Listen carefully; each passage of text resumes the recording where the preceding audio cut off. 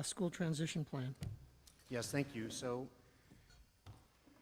as you know, this has been quite a journey, and administration's been working hard, and the transition team has been working hard to come up with a model that gets students safely back in school and still extends families the option for robust remote learning plan. So I'll direct your attention to the slides on the screen. These are the same ideals we've used all along the way for writing a plan, high quality instructional practices, manageable service delivery model, following all health guidelines,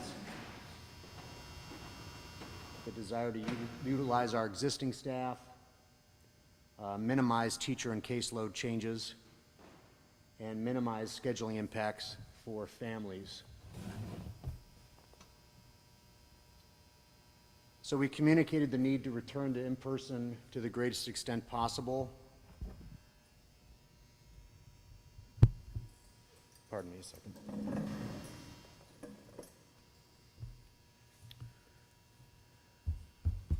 Draw the board's attention to the regulations that have changed a little bit, but not in a particularly impactful way. And tonight we're going to review the model that we're recommending and discuss the strengths and challenges of the model. We also will include a timeline for implementation. As you know, the board has already ratified the model itself. This is the presentation of the entire plan. The plan includes all of the guidelines, our procedures, and a bit more detail about the plan itself. So here are the reasons to return. Not a whole lot has changed in the guidance, but we have returned some students with special needs to the classroom, effectively exercising and practicing our procedures, and we've done that with great success. We have received the PPE that we were lacking in August to execute our original hybrid plan, and our positivity rates in our community are at or near 8%, which has been the state's standard for carrying on. Our surrounding districts, a number of them have reopened in hybrid models, and they've been having success as well. And our staff and our families recognize that the best place for students to learn school is in school. So this talks a little bit about the AM/PM model. Students who will be returning to the hybrid model will, for the most part, be retaining their current teacher. Learning is continuous, and students will have a regular presence daily, 5 days a week in the school, which we believe is real positive. And it also supports our existing staffing and allows us to accommodate families in a learning model preference, so parents will still retain their choice. You'll see, as contrasted to the AB hybrid model that we proposed in the late summer, where we would need to reshuffle all the kids to teachers. So a greater number of students would need to have a different teacher. And that model also required a good amount of asynchronous learning and less connection to their teacher.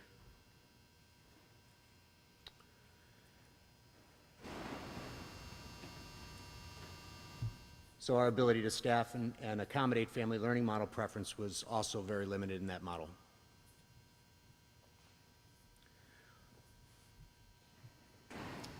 We reviewed every hybrid model that we could find in the industry, as well as any other model that our imaginations could come up with. And it came down to these four and a couple variations of them. Split day AM/PM 5 days a week. Similar split, but with asynchronous learning on your remote days. Option 3 was a split A-B hybrid synchronous. Lots of staffing challenges in that model. And then an extended half-day, a couple different versions of an extended half-day.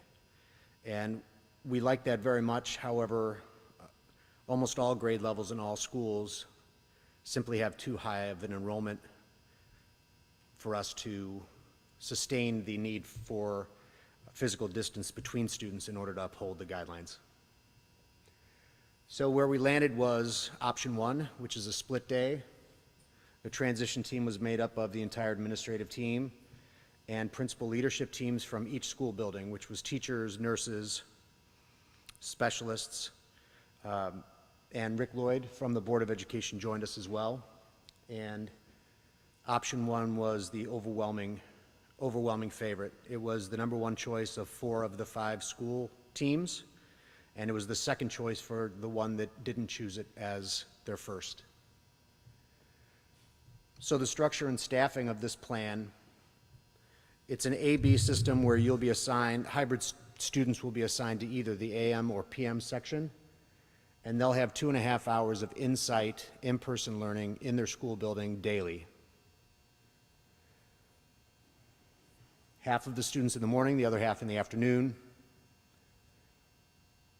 The in-person instruction will focus on social emotional learning, math, English language arts, and social studies and science. And remote instruction on the remote half of the day is where students will receive their synchronous specials instruction and extension activities offered to support social studies and science, which would be asynchronous, as well as intervention and extension. I've had a number of questions about that. There's a good number of students in our district that require intervention in order to meet the learning objectives. That would take place during that time.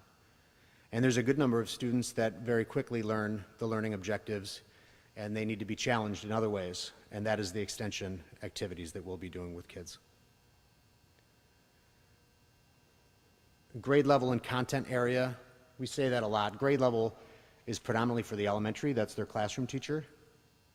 And content area is referring to the middle school because they have different teachers for different subjects. Those are the teachers that will be delivering the in-person instruction every day. And we won't be having any lunch on site.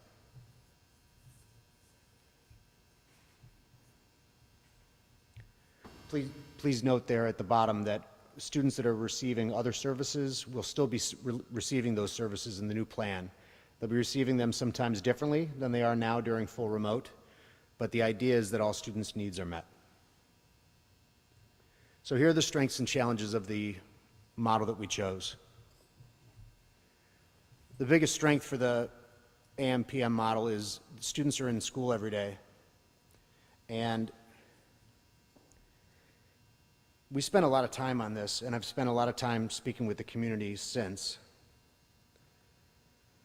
Because for a number of families, an A-B model where students come all day on a regular school schedule, and then some days they don't come at all. For a good number of families, that's more convenient for them because of their work schedule, and we're certainly sensitive to that. The problem is a good number of students are struggling with the full remote option, and the reason is a lack of teacher contact and peer contact in person. And during that A-B model split, some weeks, students would go 5 days without being in the school building. And on the good weeks, so to speak, they would be going 4 days without any school contact. And in this model, they come to school 5 days a week. We think that's a real advantage. Class sizes will be small, in almost all cases, less than half. In the worst case, so to speak, half is the number of students that will be in the classroom at any given time. The main schedule disruptions are minimal, teacher reassignments are minimal. It focuses on teaching core subjects in person, and there's less need for screen time for remote instruction. And the building capacity, total building campus population will be no more than 50%, which allows us to execute all of our procedures in the common areas and keep kids safe while they're at school. So a number of challenges. Midday transportation. I wanted to make a comment to this because I told the board last week, that we had found a good number of offsets for the increased cost in transportation. And that's still true. However, we've decided to reallocate some of those CARES dollars, 40,000 that we were going to reallocate to transportation, to some of the exorbitant costs that we've got in operations and maintenance, cleaning, additional staff for cleaning, additional PPE, et cetera. Just because of the nature of our budget, we're going to be so far over budget in those areas that we think the money's better spent there. However, the total budget impact is the same as I described last week. Staff will be exposed to more students daily. However, with smaller class sizes, the ability to stay farther away from them is greater. There's less opportunity to clean between student cohorts. However, Matt has done an outstanding job working with his team, training them on COVID-specific cleaning techniques, and has brought on some additional staff to see to it that we adequately clean the buildings between AM and PM sections. There's some talk about the length of the half day only being 2.5 hours. That's a minus, that's a challenge. We'd prefer more instruction time. However, 2.5 hours is the longest length of half day that we can have and still give Matt and his team adequate chance to clean the school buildings effectively before the PM session. And we have to keep in mind that we're in a global pandemic, so the idea is to preserve safety and health. So cleaning is absolutely essential. There's less flexibility of teachers to teach from home if quarantined. So in most cases, teachers of hybrid students won't also be teachers of full remote students. In some rare circumstances, that may be the case, but the idea that teachers could move in between the two when quarantined is quite challenging. However, if a teacher or a classroom needs to quarantine together, certainly that teacher could teach remotely to those same students. So the idea is to not disrupt student placement and teacher assignment for as many students as possible. The specials and encore classes would not be taught in person. We'd much rather teach everything in person, of course. But we're dealing with the hand that we're dealt. So some considerations. Students will be assigned to an AM or PM session. This is another one that is quite unpopular, and I certainly understand why. We talked about this at great length before we even brought this plan to the board. Our desire, our MO is to give parents as much choice as possible. That's something that we like to do in District 146, and we think is something that really helps us stand out positive in the community, and the reason why I think that the relationship between the community and the school district has always been so strong. However, in this case, if we gave parents choice between AM and PM sessions, we're afraid, and I think quite rightfully so, that the sections would be unbalanced. And balance is absolutely essential for any hybrid program to work, because the idea is to split student populations in half or less.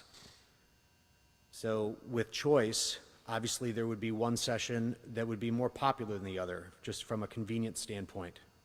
And I'm going to talk about some of the things that we're doing to try and make it easier on parents a bit later, but I just wanted to let everybody know that we don't prefer to not give families choice. We have to make sure that the model is safe for all students. We will, however, assign siblings to the same session. There's a good number of students in late intermediate or in middle school that have child caring responsibilities for their younger siblings. So we certainly don't want a middle school student or an older sibling to have a different school schedule than their younger sibling. We want them to be able to be home at the same time. Families will be notified of their assignment. Obviously, we can't make assignments until we know which families are choosing hybrid and which families are choosing remote. Those numbers are starting to come in now. Transportation will be available, but parents will be encouraged to provide their own child's transportation to the greatest extent possible. I've had about a half dozen conversations about this one as well. And I think folks misunderstood when I made two suggestions in my letter. One suggestion was that they choose the hybrid. My words were, I strongly encourage you to choose the hybrid. I strongly encourage you to choose the hybrid because I believed that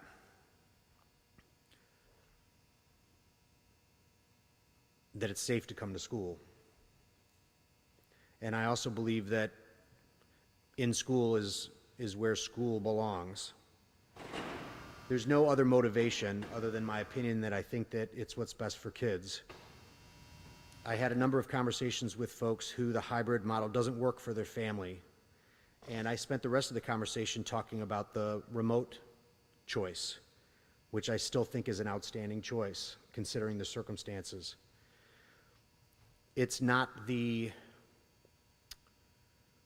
byproduct of the hybrid program. It's not the second thought.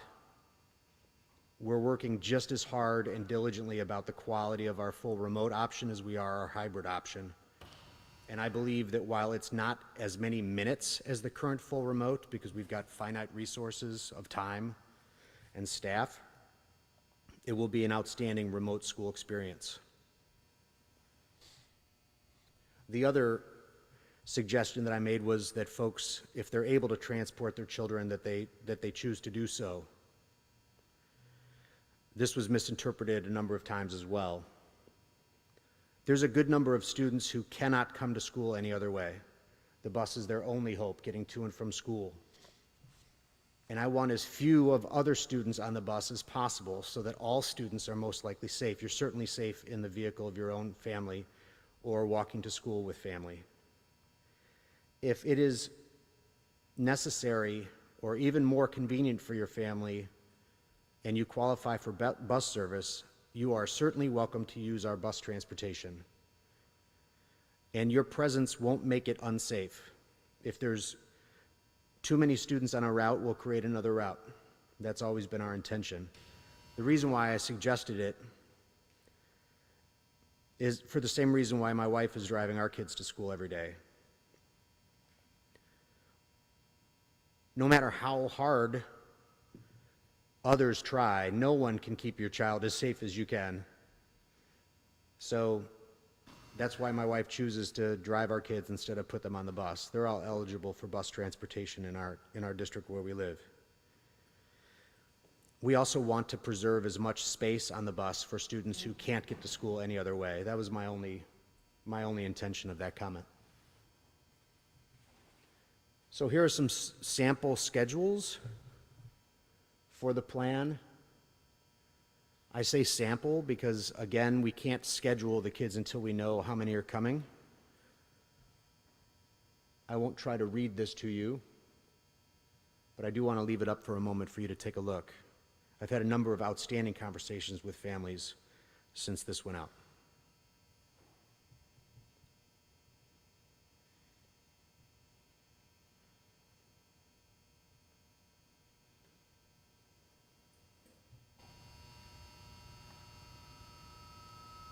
Many of the comments that we've received are around the idea that the number of core instruction minutes are lower in this plan than they are in full remote. And like I said, we went from what's roughly a 7-hour day to what's roughly a 5-hour day because we need the time to clean in between sessions. We also need time to transport kids to and from school and give students a chance to eat. So there's a little bit of give and take there, but the principals and the teachers are absolutely committed to trying to extend students' learning in other ways during the remote part of their day and from some asynchronous and electronic resources that we have in the core subjects.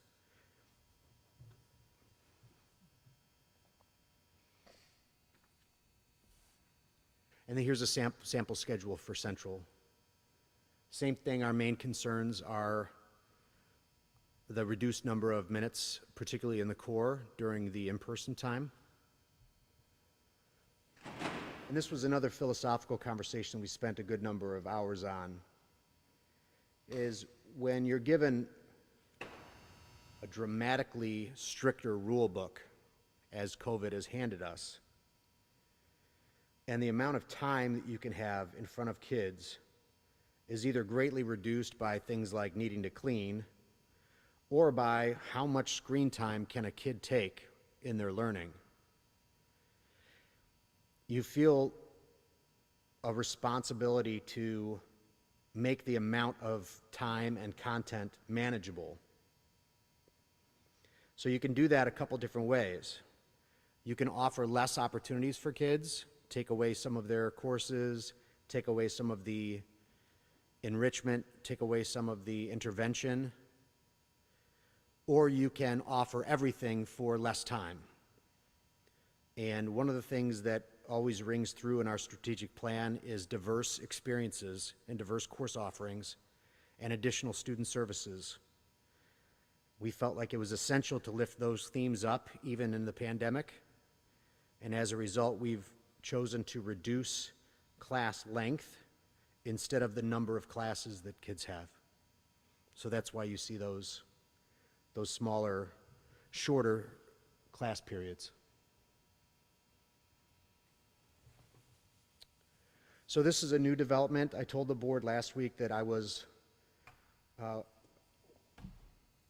wanting to do this, and Wendy and her team has been in talks with Ivy League. Ivy League has, for a number of years, been providing our before and after school care at our 4 elementary campuses.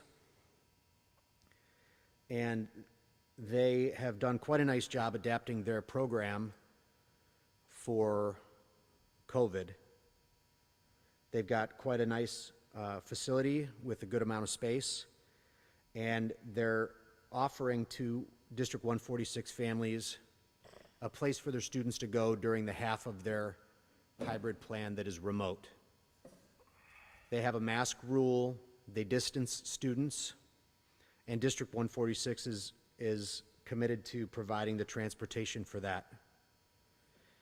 They've also, Wendy did a really nice job negotiating with them, and they are quite agreeable and grateful for the relationship, and they've committed to dramatically discounting their services, particularly to families that have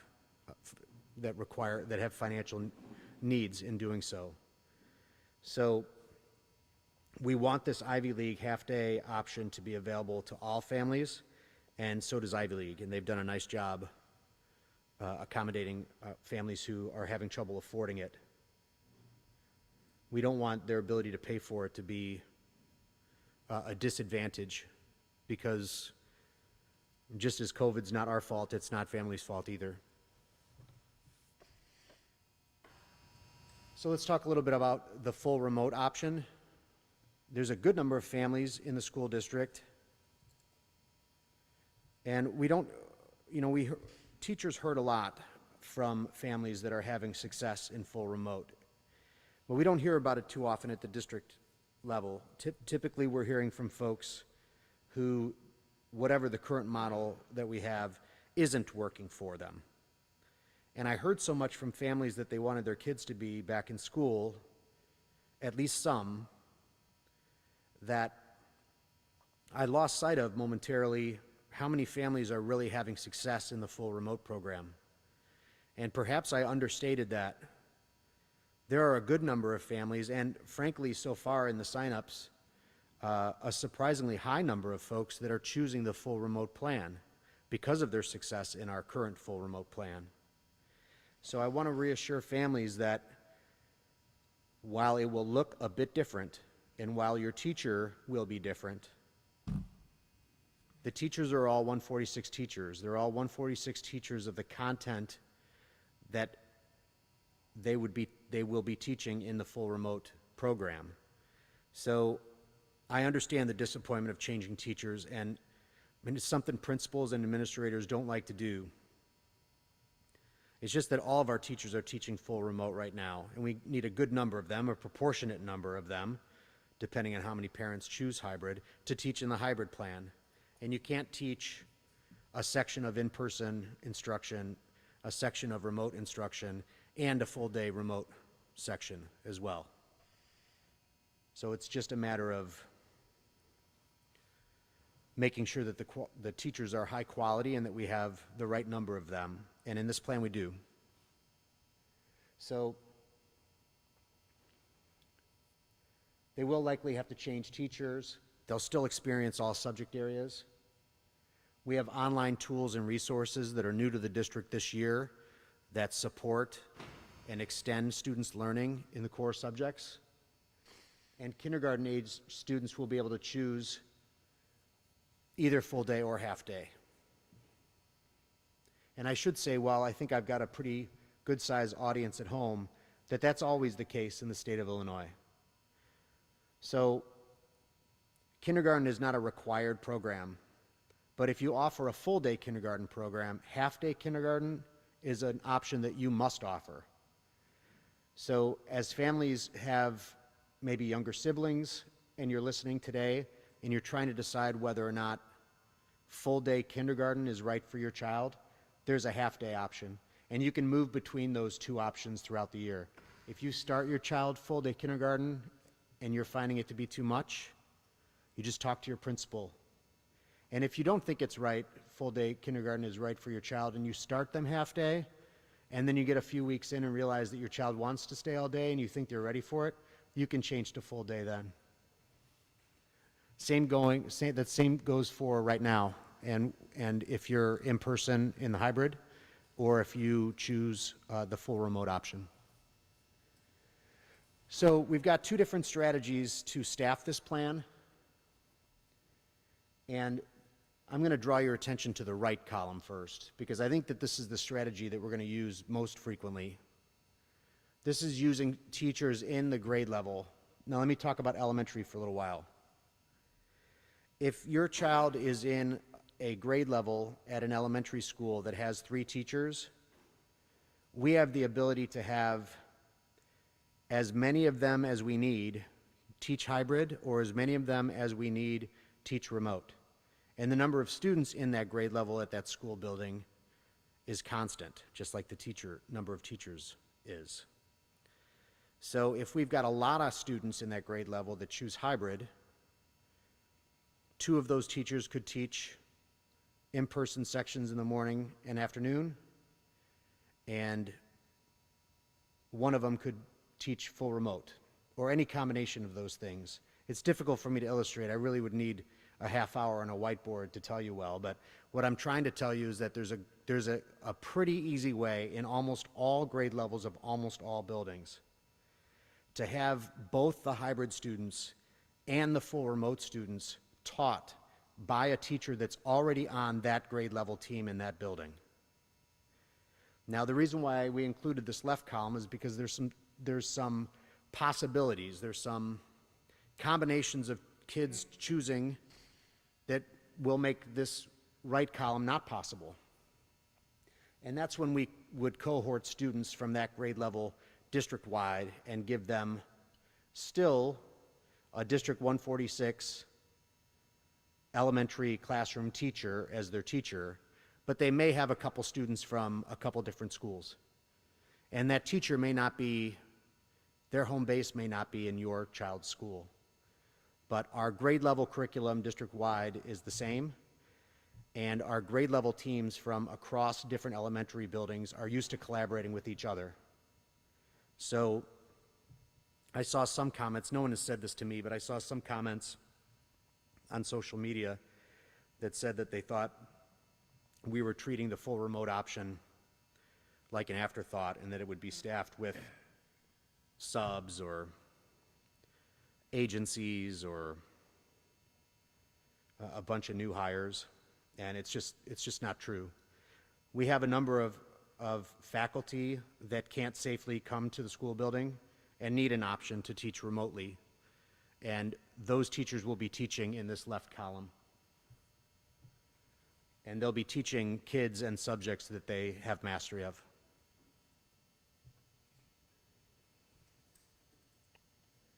So there's a good number of daily health requirements for in-person instruction. And you'll see that a good number of these are required in the ISB and IDPH guidelines, but we're doing a few things over and above that just for a preponderance of care and safety. And we think that it's just naturally good diligence. So all people that come in the building children and adults alike will need to self-certify the presence or absence of symptoms related to COVID. And then students and visitors will have a temperature check over and above that when they arrive at the building. Everybody who's in the building will be required to wear face coverings. And those that are in close contact with students will be wearing enhanced face coverings. Students and staff will be physically distanced in the classrooms and hallways. We have a hand washing schedule for students and for staff, and we've got increased sanitation of spaces, regular cleaning and disinfecting, and monitoring illness. You know, we have this culture, at least pre-COVID, in this country where it's a badge of honor to come to work sick. And I've never personally subscribed to that. Laura's heard me a number of times try and de-emphasize awards for perfect attendance, and I know that to some families that's going to be really unpopular because they really admire and want their children to go for that. And I think outstanding attendance when you are well is to be commended and certainly awarded. But I think the times of coming to work or coming to school when you're ill will be passing with this pandemic. I'm trying to find little silver linings as we go through this, and I think one of them is folks will no longer be negatively stigmatized if they don't come to school or work when they're not well. Certainly not contagious. So we're going to be monitoring illness throughout the day, and we're going to be sending students and staff home who aren't well. And then we're going to be following the contact tracing and quarantining guidelines that exist in the literature. Class sizes and building population will be reduced. Students will be seated every other desk, or desks will be spaced substantially. The classroom has already been cleared of unnecessary materials to make more room for space between desks. Small group work can continue, although students are going to need physical distance between them and or plexiglass dividers. We're going to be limiting the sharing of supplies and sanitizing supplies that are shared in between uses. Students will be physically distanced in the hallways during arrival, dismissal, transitions, restroom breaks, etc. We'll never exceed 50 humans in any one space.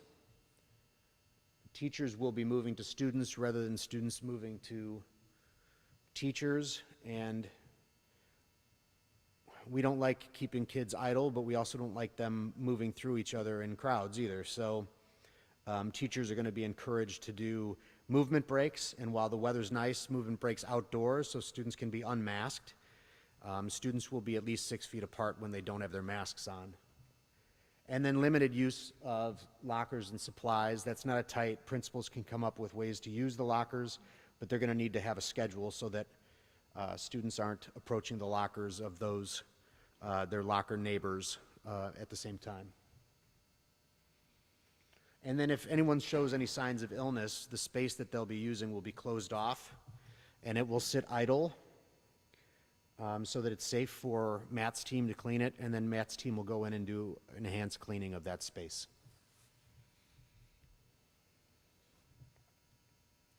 So our custodians have already completed CDC and OSHA guidelines for cleaning in a COVID environment. We've already increased our daily cleaning protocols. We're rehearsing, so to speak. We've also got a good number of students back in the classroom and almost all of the adults. Classrooms and bathrooms will be cleaned between AM and PM sessions. Additional custodial staff, hand sanitizer in every room in the district. And that's not the antibacterial stuff, that's the alcohol-based, kills viruses stuff. We're also going to provide disinfectant and wipes for all staff, so if they feel the need to clean a space in between cleanings, they can. And all areas where we're going to be serving snack will be disinfected after use.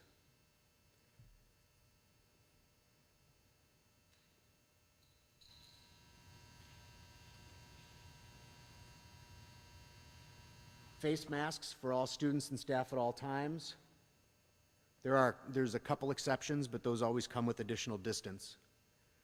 Increased washing and sanitizing throughout the school day, at arrival, dismissal, before eating, after restroom use, after recess, self-certification. Students and staff are required to verify their self-certification, so it's not just, yeah, click it every day and go in. And then, of course, we'll be taking the on-site temperature check when they arrive anyway.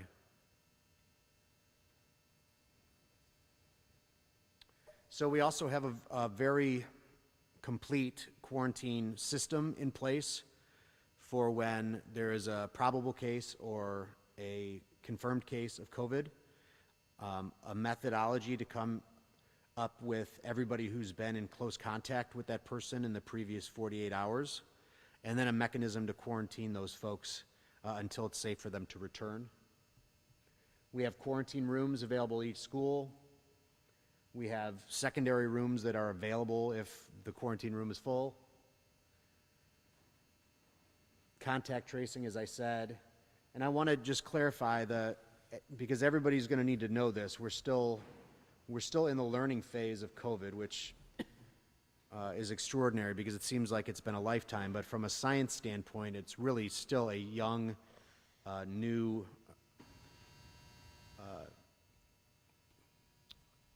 thing. Our close contact, as it's currently defined, is anybody who's been within 6 feet of the infected or probably infected for more than 15 minutes in the previous 48 hours.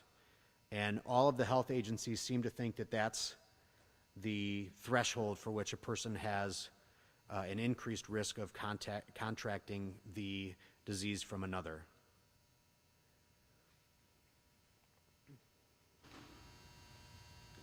I can't see the very bottom of that, Kelly. Can you just read the very bottom bullet to me? I actually can't see it either. Can you see? You can't see it on your screen? No, it looks like. So I know we're talking about positive cases or probable cases. So you'd be surprised just to what level of detail we've examined all of these things. So obviously someone who has a COVID positive test is considered COVID positive, and anybody who's a probable case is somebody who's showing symptoms of COVID. Their doctor confirms that they're showing cases of COVID, and they've not yet been tested, or they've been tested and their result hasn't come back. We treat those folks just the same as we treat COVID positives until we find out that they don't have it. I think that covers it. Yeah, it does. Yeah. And the bottom line is that the school, the district, or the building nurse will be working with families to review those guidelines. Yeah, we have a communication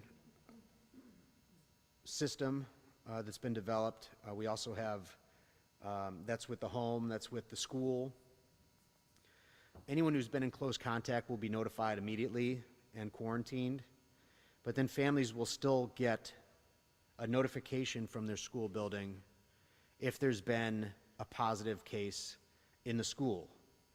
I don't want the community to misunderstand this, as it's very unlikely that they got it at school.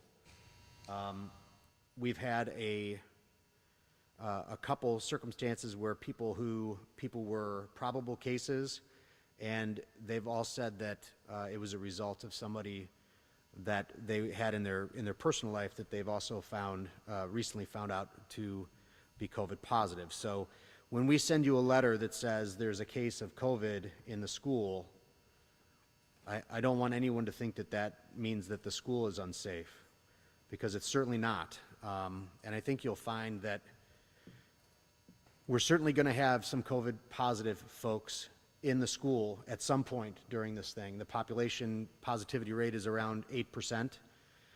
So it's unlikely that we'll be able to go through the entire COVID experience without a COVID positive person in our buildings. But when it happens, I think you'll be delighted to see how few additional COVID positives are the result. And that's because we're keeping kids so far apart. I should say people, because the adults too. And keeping them masked all the time and watching their symptoms and taking their temperature and washing their hands frequently and staying on top of people who develop symptoms that could be attributable to COVID throughout the school day. So here's the timeline, and I'm going to draw your attention to the very last bullet where it said that the middle school students will start the hybrid in person on Wednesday, November 18th or sooner. The whole commitment was this was the worst case scenario. Administration has set a new target date for Central Middle School. Their start date in the hybrid program will be Wednesday, November 11th, a week sooner than this. All the other dates should be correct. So I just want to reassure the public and administration and board that the administration has been working tirelessly to try and get this right. And there's, if on that slide that shows all of the different hybrid options, each one comes with it a group of families that it doesn't serve. This one is no exception. There's a good number of families that this hybrid is very disappointing to because they were really looking forward to getting their kids back in school. However, the AM/PM option doesn't work for them. And as a result, they're going to choose to stay full remote. There's going to be also a group with this option who's been doing very well during our full remote and are disappointed that the new full remote is going to be a bit less. And both of those groups of parents are right. I mean, what they're saying is correct. The other options that you saw on one of the early slides each have their groups of folks that they don't serve as well. The bottom line is we're very much looking forward to COVID being over with so we can go back to 5 days in person. That's the thing that everybody in the community wants. And we tried, I think, on stubborn energy for a good long time to try and find a hybrid plan that served all families. And then when we saw people becoming unhappy, we continued to try, except our stubbornness kind of waned and it became desperation because we don't like disappointing anybody. At the end of the day, we believe that the AM/PM hybrid, this option one, is the one that serves kids the best, and it serves the most kids the best.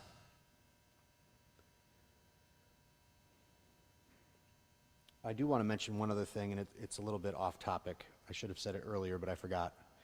If you choose full remote, your children will still be eligible for extracurricular activities. All of the extracurricular activities that we've been having so far have been full remote, but there are some things we're going to be able to do limitedly in person once we have students back on campus. So I just want you to know that if your kids are in the full remote program, they'll still be eligible to come to the school building for extracurricular activities. And that concludes the presentation on the school transition plan. Thank you. At this time, item 4, I'm going to open it up to the citizens. Is there anybody that'd like to address the board? You could state your name and sign in, please. My name is Carolina Krasowska. I'm a parent of a first grader in Cruz School. You guys mentioned the 2.5-hour hybrid model, which, as we know, children, they're not going to sit down at 8 o'clock or whatever time we're going to start. You need time to actually, for them to settle down. There's going to be breaks. It is very unrealistic to me to actually have in-person instruction for 2.5 hours, because as soon as that ends, the so-called instructions time for leave, the kids need time to get their stuff together, and then it's gonna cut into that time. The Ivy League location, which I'm very happy about, well, the Ivy League concept I'm happy about.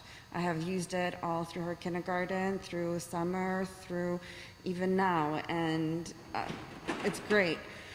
However, for working parents, one of the benefits of having the Ivy League program was the before and the after school. Parents work, we have to work. We have to work because we have bills. And hours of employment vary between one person to another. Jobs vary. We can't start at 8:30. We are either going to start at 8 or some people start at 9. And from what I understand from this presentation, Ivy League will not be available from the before and after school, which brings to a question the parent who has to be at work at 8 will have to either be constantly late, which obviously has issues for every single employer, including in school, of being late, or A, having to leave early every day. That is unreasonable. Employers really don't like that, not even 15 minutes. Is there something that can be done with that? Also, locations for Central, it's perfect. For Fulton, it's perfect to go to Mokina to be transported. But for Cruz, that's 30-minute of a ride to go from Mokina. And I know because I live by Cruz and I have lived in Mokina, and for a long time I was taking my daughter from Orland Park, from 191st Street to 191st. And that is about 25 minutes of a ride. Not to mention that you also have to come back and you have to go to work and be managing around LaGrange, going depending on the locations. So I have enrolled after Ivy League opened. They opened different locations, Palos, Lamont, that's to name a few. And I actually take my daughter from where we go to Cruz, from 151st to the Palos location, in which during the remote, her teacher said that it was much better because there's less kids. Concentration of Mokina Rec Center, the rec center is large. However, there's going to be a lot more kids because there's other school districts in the area. But the morning and afternoon, it's crucial for certain parents. Another thing that I wanted to bring into question was lunch. Are they going to be eating lunch for those that are doing remote? If they are, let's say at Ivy League, are they going to be eating lunch then? Are they going to be eating lunch on the bus? For the kids that start early, are they going to have the opportunity to eat their lunch at Ivy League? Or, because from what I understand, we're supposed to start the remote program, I want to say 1, and then what's going to happen around there is what kind of, you gave us a nice, beautiful description of it, very literal, and I love it. But is it going to be like a bunch of different activities that they can fill out on their own time, or is it going to be a Zoom meeting instruction in which they have to log in at a particular time? For kids that are older, like in middle school, there's not an issue with that. But for a first grader or kindergartner or even a second or third grader, it's a little bit different. They eat differently, then their structure is different, and that's something that we are missing. Okay, so imagine a scenario. We are all, maybe not all, but most of us, we're parents. We love our children deeply. We want them to have a better life than we have. Yeah, that's like a normal thing. And so imagine that you're a parent. You're a working parent, okay? You want the best for your kid. You're not wealthy. You're not, but you're making your ends meet. You have a job, you don't really have a lot of support system around you, but you're depending on certain things. For example, the before and after school learning, for Ivy League to be transported, for bus systems and such. So you are that type of a parent. The mortgage is paid, the bills are paid, everything is good. 2020 hits. Life gets turned upside down, inside out, it's a disaster. You burn through your PTO because there's a lockdown. Your employer is wonderful because he gives you a job that offers insurance, which is great. However, he doesn't pay you your sick leave. You're considered an essential worker, so you don't have the same opportunities as within the act. So you're kind of stuck. You burn through your PTO. Let's say that you have a significant other. Some do, some don't. Significant other is either laid off, furloughed, or fired from their job. Okay? So there's a particular level in which you're not getting paid, but you're there. You have to be strong because A, you're a parent. You have to be a support system, not only for your kids, but also for the people around you. So lockdown happened, you're basically lost. So you become a teacher, you become a friend. You are faced with a bunch of hard questions by children, including people around you, and because you were going through this not only financial crisis, but it's psychological, it's emotional. Your kids are asking you, what's next? When is this over? And you don't have answers, but it's gonna be soon. Finally, daycare opens and you breathe. Okay, now I can go to work, just get a little bit of overtime because I already dipped into my savings, because, we all need to eat. And there's hope. And then summer camps open. Then there's activities that are open.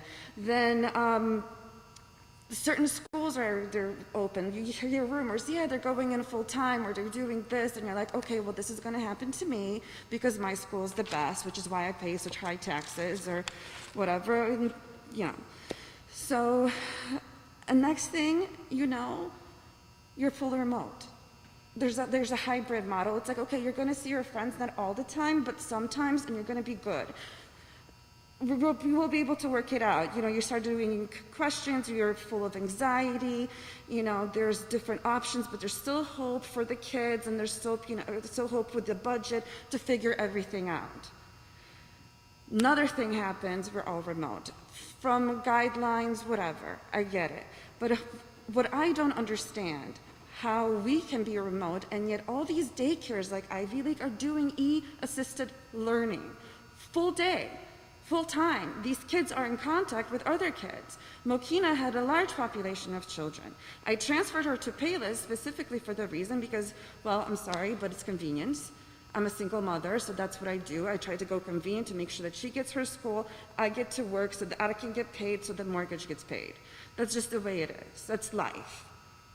And then I'm called a liar by my daughter, whether indirectly or not, because she doesn't get a chance to see her kids, because she's doing this whole thing remote, because this is going to happen. And it makes me feel bad because how are our children supposed to trust us? How are our employers supposed to trust a parent in my situation when you really don't know what the hell is going on half the time? And not because you're ignorant, not because you don't want to, it's because you don't have that information that your employer expects you to have before you request, one day off a week, and then trying to budget everything out, And then Ivy League is taking the school. It's basically becoming school. We call it Ivy Cruise. So that it's not Ivy League, it's not a summer camp, it's not a day off, it's an Ivy Cruise because it's school. But I don't understand how that's okay with an overcrowded space, but school isn't. And then the kids feel lied to. Honestly, parents feel lied to. My employer doesn't even look me straight in the eye because she just, whatever, and the financial, I dipped into my savings. My weekly budget before was $105 before and after school care, 5 days a week. Now, my weekly budget without transport is $300 a week. I literally live paycheck to paycheck, and it's not because it's my fault. I have a decent job, everything is provided, but additional costs really make a difference to some parents. And it's not just single parents. There are families that have a spouse or significant other that literally depend on each other. We become not just their support, their partners, but also in certain aspects, you start crying in the shower because you don't want your kids to see, you don't want your spouse to see because you're so full of anxiety that you just don't know. This plan is not so much, it's imperfect. It doesn't take into consideration certain people, certain expectations. It's great that it's at least in person, but those 2.5 hours are not 2.5 hours. There may be an hour and a half. There are districts, and I'm saying Payless because that I know, Mokina, for example, Mantino District 5 actually is remote, the kids are there until 2. I'm sorry, it's full-time, the kids are there until 2. Payless District 117, 118, you said that you can't do because an extended half day, but they're doing their half day and it's Payless, and that's a large population of kids. They're doing their district, their day until 1:50, basically 4.9 hours of school, so they don't have to legally do the lunch, which is what creates the problem. They do their small snack, and then the kids are bused to Ivy League location or whatever they go to daycare. That, to me, is a better explanation. It's a better concept. And if that cannot be done, then it's just ridiculous. Parents work. We have to. Ma'am. Kids need to Ma'am. eat. And last time you interrupted me too. I'm sorry, but we have a 5-minute limit on comments. Okay. Thank you. Is there anybody else that would like to comment?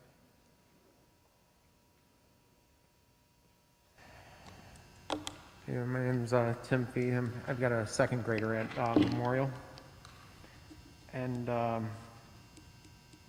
got to be honest with you, I'm really not interested in any of the details of all this, because sending kids back to school right now is the height of irresponsibility. Harvard couldn't do it, Chapel Hill, the White House. This will spread through the community. And, you know, I don't know who set the arbitrary date of when to come back, but that's ridiculous. There was 2,702 new cases in the last 24 hours in Cook County. You say you feel it's safe to come back here? I beg to differ. Who are you willing to risk? Because these kids will bring it home and kill someone. I mean, are we not forgetting that people die from this? You know? I mean, jeez. Who's going to be I mean, did the insurance company for the district sign off on this? And the attorneys? I mean, anyone? This is a disaster. I mean, you know damn well these kids aren't going to follow all these rules.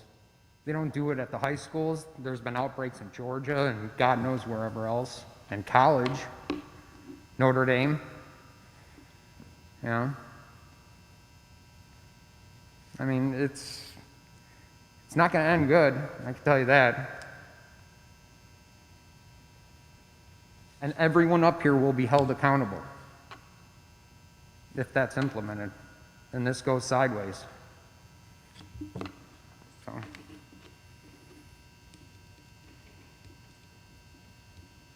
I'm looking forward to this ending too. I'm like everyone else. I've taken my hits, our family's taken plenty. But it's, you know, I'm not going to send my daughter off to that. That's ridiculous. We can all make more money. The most important thing for kids right now isn't school, it's breathing. You know, during the Blitz in London, there was no school, you know, yet they survived. They'll come back. You know, all these lessons can be made up at whatever pace, at whatever time.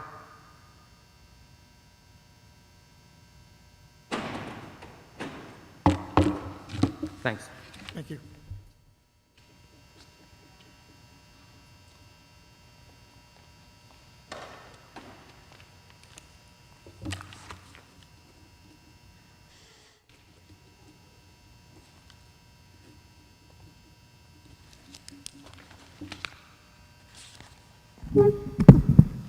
Good evening. My name is Shane Wilson. My son is a student here at Central in the 7th grade. I have addressed you twice before this year, during the summer as you were leading up to this. We have been strong proponents of a remote education for many of the reasons that Mr. Fee just outlined. And I implored you in my previous addresses to you to be thoughtful about that, to remember the very ineffective education that was provided in the spring, and to do better than that. And we've overall been greatly impressed with your efforts. We've been amazed at some of the lengths that my son's teachers have gone to make this a rich and meaningful experience. It's certainly not been perfect. It can't be. But you've worked so hard to make this work and to make it work well, and we're grateful for that. Which is why the receipt only less than a week ago of an announcement that you were going to basically abandon this in favor of this hybrid plan was so surprising and so baffling. I've been racking my brain trying to understand why you are insisting upon doing this. And admittedly, many of those questions have remained unanswered until just now, as Dr. Stawick went through that list, which I consider to be a major failure of transparency. That only on the day, within minutes of you voting on this, that we actually understand why you're trying to do some of it. But I still see major issues with your plan, and they're outlined by you. Dr. Stawick has said repeatedly, we're in the middle of a global pandemic. We are. Why are we tempting fate like this? Oh, well, we've got the infection rate to 8%. I promise you, if you were in a building that was on fire, 8% of it, you'd still leave the building. It's not because we have the disease under control. The opposite of that is the case. The country as a whole has reported more than 50,000 new cases a day for 4 straight days. That hasn't happened since August. Cook County Department of Health has reported 64,000 total cases in suburban Cook County alone. And the 7-day average is rising, and it's approaching the highest levels that it's been at since May. In Tinley Park alone, there were 69 new cases last week, and the case rate has gone up nearly 50% in the past 2 weeks. And as I'm sure you know, in just the past week, both a student and a staff member at Andrew High School have been diagnosed with COVID-19. The staff member was asymptomatic, meaning he was reporting to school carrying a disease. He would have passed all those tests. He would have passed the temperature check. He would have passed the self-diagnosis and still been walking around the halls of that school. Those guidelines mean nothing to someone who's already sick. Dr. Stawick, you said, we're going to have students in this building with COVID. That's shocking to me. We've been hiding for 7 months from this disease so that we wouldn't be around COVID. We've changed our lives. We've upended our world to avoid it. To march directly back into it seems like a breach of our responsibility to me. So it's not because we've conquered the disease. We've talked about how these kids got to be in school so they can socialize. Tell me what their socialization looks like. We've eliminated lunch so that we won't spread the disease, so there's no opportunity for interaction, no opportunity to build friendships.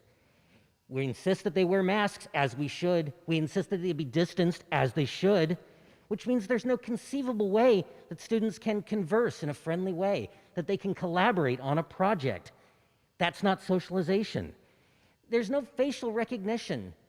I promise you, I don't know what any of you look like if your pictures weren't on the website, and you definitely don't know what I look like. There's no true interaction with other people. So what you're doing is you're bringing students out of their homes, you're putting them in this building, and you're putting them in a self-isolating bubble. They're just as isolated here as they were at home, except they're not as comfortable and they're not as safe. You know, my son right now, he doesn't enjoy the distance that he has. He prizes any interactive opportunities he has. And the school has actually worked really hard to make that happen in breakout rooms, to make little interactions happen that they can work together. your plan ruins that for him because you're taking a bunch of those students away from him. You're limiting that friend group. You're limiting that potential for access because you're creating this separate level of education. You're creating a two-class system, the people who are here and the people who aren't. And whatever socialization you think you're bringing, you're actually divvying up. Ms. Francesca's already talked about the issue related to working families. This isn't better for them. They're making all new decisions. Also, that kids will be in this building for 2 hours. Most people don't have 2-hour jobs, so that's not a help. That's not improving that situation. It's not because it's better for education, because as you said, you're slashing class times in half. We're going from a 58-minute history class to a 30-minute class. All the core classes are shorter than the encore classes. My son doesn't need a longer robotics class than he needs an English class. That's not better. And of course, I know, Dr. Stawick, you've tried to sort of walk it back and say you didn't mean anything by teachers will change, but that's a big deal. We've spent 6 weeks ingratiating our kids to these teachers and putting them in these situations, especially if they're in accelerated classes. And you're going to upend that. And I don't know what you're going to replace it with. You say it's not going to be substitutes. You say it's not going to be counselors or other staff members. But I don't know how many science teachers there are that you can divvy it up fairly. I don't know how many English teachers teaching the 7th grade there are to actually make that happen. You said in your letter on the 18th of September, there's a teacher shortage. So I don't know where you're going to get these teachers that are going to teach classes at 2 different levels. You did say, I strongly encourage you to select the hybrid model. And now you're telling us because you believe it's safe to come, but you don't, because you keep talking about how dangerous it is. And we're racing to somehow clean the building in a limited amount of time. It's not safe. And I think you're recommending it because it's easier. I think you're recommending because you think it is a better plan, and I don't believe it is. Again, you're creating a situation of haves and have-nots. And your timing is baffling to me. To quote a TV show, winter is coming. The ability to be outside is going away. And we do know about COVID-19, that enclosed spaces dramatically increase the risk of transmission. That's a known fact. And we're starting this off at the middle school level 2 weeks before Thanksgiving, the time when I think Americans are most likely to burst their bubble and try and be with the ones they love, friends and loved ones. I can't think of a better recipe for a super spreader event than to put people in a building all together and then send them out to their elderly relatives. It's astonishing to me, the risk that we're walking into. So I keep coming back to the question of why we're doing this, why we think it's so critical that we get students in this building. And the one answer I come back to again and again is the one that is craziest to me, but it's the only one that makes sense, and it's that we're tired. We're just tired of it being like this. We don't want it to be this way. Dr. Stawick, in his September 18th letter, said, I, for one, can't live like this very much longer. And then later on he said, we can't do it in isolation much longer, in my opinion. Now, I'm singling him out because he's the one who wrote the letter to parents. I know we all feel this way. I definitely wish it was different. It would be so much better for my family. It would be so much better for my job. I get to see people I love. I get to have experiences that I want to have. But the fact of the matter is, no matter how much we want it to be different, no matter how much we wish it wasn't abnormal, it is abnormal.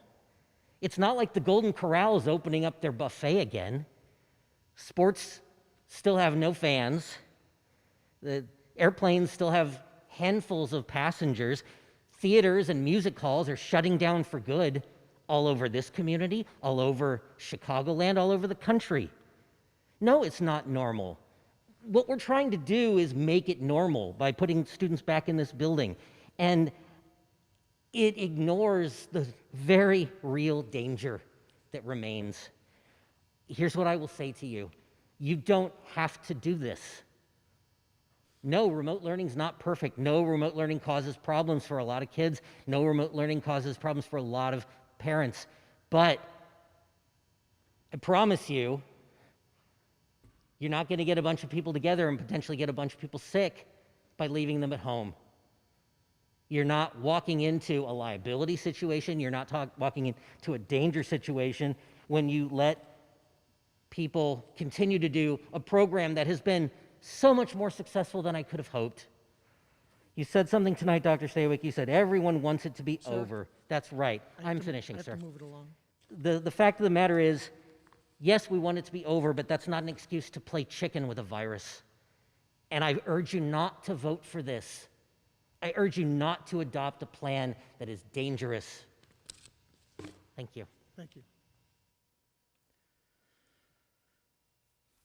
Is there anybody else that would like to comment? Okay, moving along, item 5. No, I'm sorry. Yes, item 5, superintendent's report. Yes, thank you. We'd like to start with Wendy, who's going to give an update on parent-teacher conferences. Sure, thank you, Dr. Stawick. This year, you might be aware that District 146 tried a little new approach to our parent-teacher conferences where they were student-led. This is where our students, our parents, and our teachers work together in the conference, and students derive their own goals for both social, emotional, and academic. And they're going to revisit these goals again in April at our next parent-teacher conferences. And it's a really nice way for students to own and empower them to own their learning and their growth, both socially, emotionally, and academically. We had a really good turnout. Overall, on average, we had about 93% participation at our school, so it was a really nice turnout. So very pleased with that. Thank you. Thanks, Wendy. Number of celebrations this month. Helen Poulis and her family as they welcomed Jet Andrew Weissman into the world. Jet was born on September 20th at 424 at 8 pounds, 3 ounces, and 20 inches long. Helen is a parapro at FIRC. Maria Hassman's daughter and her husband, Alyssa and Eric Tucker, welcomed their first daughter into the world. Myson Lane, born on September 17th, 6 pounds, 12 ounces, and 20 inches long.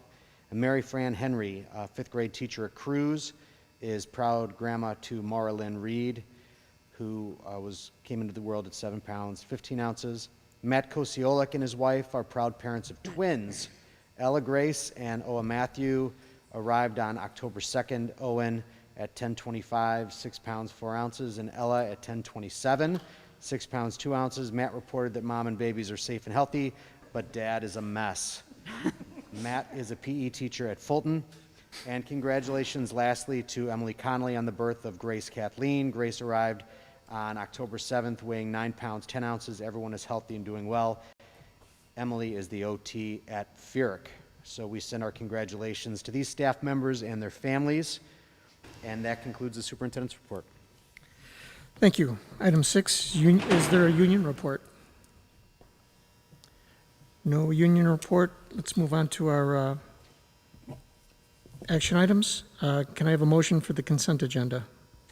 I move that we approve item 7.1, approval of minutes, 7.2, approval of closed session minutes, 7.3, approval of destruction of closed session tapes, 7.4, approval of financial items, and 7.5, approval of personnel items. Is there a second? Second. Is there any discussion? Okay, Secretary, call the roll. Aiello. Yes. Barry, yes. Casper. Yes. Jackson. Yes. Lloyd. Yes. Nenza. Yes. Malloy. Yes. 7.6, approval of back-to-school transition plan. I move that the Board of Education approve the back-to-school transition plan as presented this evening. Second. Okay, is there any discussion? Okay, Secretary, call the roll. Aiello. No. Barry, yes. Casper. Yes. Jackson. Abstain. Lloyd. Yes. Nenza. Yes. Malloy. Yes. 7.7, approval of revised policy, second read. Yes, so we talked about this last month. The preponderance of the changes are due to updates in federal Title IX language, and there have been no changes in the policies since the first read.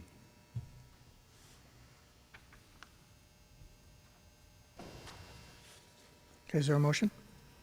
I move that the Board of Education approve the revisions to the revised policies as presented. Second. Is there any discussion? Okay, Secretary, call the roll. Aiello. Yes. Barry, yes. Casper. Yes. Jackson. Yes. Lloyd. Yes. Nenza. Yes. Malloy. Yes. 7.8, approval of intergovernmental agreement with District 135 for food service. Yes, as discussed at the committee of the whole meeting, the change in the school structure has also changed our lunch structure, requiring an adaptation in the intergovernmental agreement with District 135, who we partner with for food service. Is there a motion? I move that the Board of Education approve the food service agreement between Orland School District 135 and Community Consolidated School District 146 as presented. Second. Is there any discussion? Okay, Secretary, call the roll. Ayala? Yes. Barry, yes. Casper? Yes. Jackson? Yes. Lloyd? Yes. Nenza? Yes. Malloy? Yes. Information items, 8.1 quarterly investment report. Yes, just very quickly, interest rates continue to drop. As you know, interest rates are almost zero right now. Even long-term rates are 0.10 to 0.20. So we have a range of maturities out there, but as things roll off at 2.5% that we were getting, now we're having to reinvest that at almost zero. So interest revenue is going to drop precipitously. We got about $1 million in interest revenue last year. This current fiscal year, it's going to be about $500,000, and then if things stay the way they are, it's going to be minimal next year.